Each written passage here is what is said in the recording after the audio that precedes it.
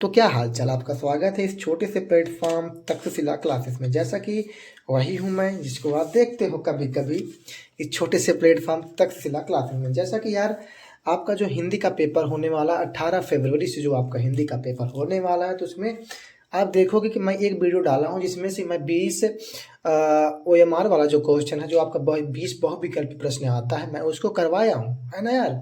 तो यार अब हम देखते हैं जो आपका 50 नंबर का आएगा। ये देखो जो 50 नंबर का लिखित वाला क्वेश्चन आएगा ना, तो उसको हम कुछ करवा देते हैं। जैसे देखो ये क्या है, वर्णनात्मक प्रश्न खंड बा। इसमें देखो जो गद्यांश दिया, गद्यांश आधारित 3 प्रश्नों का उत्तर दिया गया है। इसमें देखो ये है प्रयुक्त गद्यांश का संदर्भ लिखिए। लेखक ने भारतीय संस्कृति अनेक देशों का समूह क्यों कहा। रेखांकित अंक की व्याख्या कीजिए। ये जो रेखा जो नीचे अंडरलाइन किया गया है, इसकी व्याख्या करने के लिए कहा गया है। तो देखो यहाँ पर ये किया गया है, ठीक है।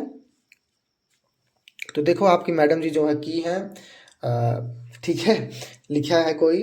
तो देखो खंड ब वर्णात्मक प्रश्न, प्रश्न उत्तर नंबर 1। गद्यांश क्या है, यहाँ पर लिखा गया है संदर्भ प्रस्तुत गद्यांश हमारी पाठ्य पुस्तक हिंदी गद्य खंड के भारतीय संस्कृत नामक पाठ से लिया गया है। इसके लेखक राजेंद्र प्रसाद जी हैं। लेखक ने भारतीय संस्कृति को अनेक देशों का समूह इसलिए कहा है क्योंकि यहाँ विभिन्न धर्मों एवं वेशभूषा है, ठीक है। रेखांकित अंश का व्याख्या किया गया है। इसमें लेखक कहना चाहता है कि इस देश की विभिन्नताओं को देखकर अपरिचित लोग यह कह उठते हैं कि यह एक देश नहीं बल्कि कई देशों का समूह है। यह एक जाति नहीं बल्कि कई जातियों का समूह है। इसमें कोई आश्चर्य की बात नहीं है। तो ये कहा गया, ठीक है। तो देखो हम देखते हैं दूसरा प्रश्न क्या है आपका। अथवा करके दिया गया, इसको लिख सकते हो आप। अब देखो दूसरा प्रश्न क्या है, पद्यांश का है। इसमें भी 3 क्वेश्चन दिए गए हैं। तो देखो हम पद्यांश वाला देख लेते हैं। दूसरा प्रश्न आपका है ये पद्यांश का महोदय। देखो संदर्भ है इसमें प्रस्तुत पद्यांश हमारे पास पुस्तक हिंदी के काव्य खंड में पद नामक पाठ से लिया गया है। इसके कवि जो है सूरदास जी हैं। आपको ऐसे ही सिस्टमेटिक ढंग से लिखना पड़ेगा। और देखो ये रेखांकित अंश की व्याख्या भी किया गया है। इसमें कवि सूरदास जी कह रहे हैं कि श्री कृष्ण देखो ब्रज गोपियों और ग्वाल बालों के साथ कैसा कैसा उनका व्यवहार था, क्या है, सब कुछ इसमें आपको कहा गया है, ठीक है दोस्तों। तो आपका ये दूसरा प्रश्न होता है। तो देखो दूसरा के बाद आपका जो तीसरा प्रश्न होता है उसको हम आपको दिखाते हैं। देखो तीसरा प्रश्न अब क्या कहा गया है। अथवा करके एक आता है, वो नहीं आता तो आप इसको कर दो, वैसे सब कर देना। तीसरा, दिए गए संस्कृत पद्यांश में से किसी एक संदर्भ का, आप देखो दिए गया है इसमें हिंदी का है, ठीक है। हिंदी का पद्यांश में किसी का ये करना है। तो देखो यहाँ पर है तीसरा क्वेश्चन, आपको दिखाते हैं। देखो संदर्भ प्रस्तुत गद्यांश हमारी पाठ्य पुस्तक हिंदी अनिवार्य संस्कृत के वाराणसी नामक पाठ से लिया गया है। इसका देखो अर्थ भी अच्छी तरह से आपको समझाया गया है। यह नगरी अनेक धर्मों का संगम स्थल है, ठीक है। संगम स्थल है।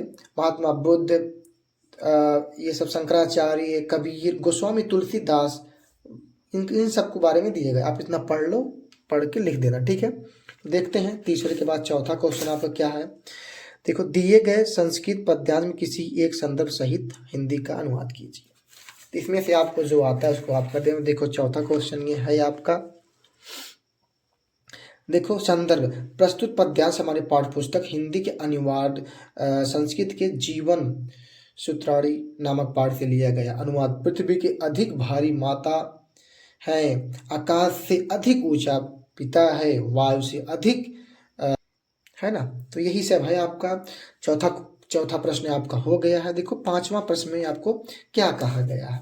देखो अपने पठित खंड काव्य में से किसी एक पर, ये खंड काव्य है आपका, तो जिसका जो होगा आप उसको अच्छे से पढ़ लीजिएगा। तो देखो आपने हमारे यहाँ क्या है, खंड काव्य में कर्ण का है, कर्ण ये खंड काव्य, इसको आप देख सकते हैं। देखो ये वाला है प्रश्न उत्तर नंबर 5वां। दिखाते हैं इसको आपको अच्छे से, ये देखो ऐसे, ठीक है। अच्छे से आप देख लो, अच्छे से पढ़ लो। और आपके उसमें भी दिया गया है, जो आप लोगों ने बुक लिया होगा उसको क्या बोलते हैं, विद्या अवतार ऐसे करके, जो मार्केट में बहुत सारी आती हैं, आप लोगों ने लिया हो तो उसमें होगा। एक बार पढ़ के जाइएगा, ठीक है, अच्छे से लिखेंगे। देखो 5वें के बाद जो आपका छठा क्वेश्चन है, छठा में देखो क्या है, इसमें जीवन परिचय देते हुए उनकी एक प्रमुख उल्लेख कीजिए। डॉक्टर राजेंद्र प्रसाद, रामधारी सिंह दिनकर, आचार्य रामचंद्र शुक्ल।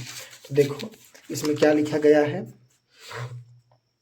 जीवन परिचय। तो देखो ये है जीवन परिचय। आचार्य रामचंद्र शुक्ल का जन्म 1884 ईस्वी में बस्ती के जिले अगोना नामक गांव में हुआ था। इनके पिता का नाम चंद्रबली शुक्ल था, जो एक सुपरवाइजर कानूनगो थे। इनकी प्राथमिक शिक्षा मिर्जापुर के जिले में हुई थी। ठीक है, तो आप इनको देख सकते हैं। उनका देखो ये आनंद कदम्बनी, चिंतामणि, ये सब इनकी जो है प्रमुख रचनाएं हैं। ठीक है, आप देख सकते हो और ऐसे ही इसको बना देना, अच्छा नंबर आपका आएगा। छठा के बाद देखो सातवें में क्या है आपका, एक देखो कवि का इसमें आपका जीवन परिचय पूछा गया है। देखो कवि किसका किसका पूछा गया है, तो बिहारी लाल सूरदास और मैथिली शरण गुप्त जी का पूछा गया है। तो देखो इसमें वही लिखा भी गया है, हम आपको दिखाते हैं, एक मिनट। ये रहा आपका ना। तो देखो इसमें क्या है, किसका लिखा गया, सूरदास जी का। सूरदास जी का जन्म 1478 ईस्वी के दिल्ली के निकट सीही ग्राम में हुआ था। बहुत लोगों का अनेक अनेक मत है कि इनका जन्म यहाँ हुआ था, इनका जन्म यहाँ हुआ था। तो ठीक है, तो आप जो है उसको लिख देना अच्छे से। इनकी प्रमुख रचनाएं क्या है, सूर सागर, सुरावली, ये सब इनकी जो है प्रमुख रचनाएं हैं। ठीक है, तो देखते हैं अब आगे। सातवें के बाद आठवां क्वेश्चन क्या है, इसमें से किन्हीं दो प्रश्नों का संस्कृत में उत्तर दीजिए। तो बस दो प्रश्नों का देखो उत्तर है। और आठवां प्रश्न ये है, देखो सातवां की श्लोक है ना, देखो सातवां है ये, देखो सातवां अपनी श्लोक लिखो और आठवां है दो संस्कृत का उत्तर लिखो संस्कृत में। देखो ये है श्लोक आपका लिखा गया है, संस्कृत में दो उत्तर आपको लिखा गया, ऐसे करके लिखना। आठवें के बाद नौवां क्या है, देखो नौवां क्या है आपका, ये निबंध। निबंध भाई साहब आप लोग लिख के आइए अच्छे से, निबंध कहीं पढ़ने का लिखिएगा बना के बढ़िया से, तभी जो है आपका नंबर बढ़िया आएगा। ये देखो जो लिखा गया अच्छे से ऐसे ही आप लोग लिखना।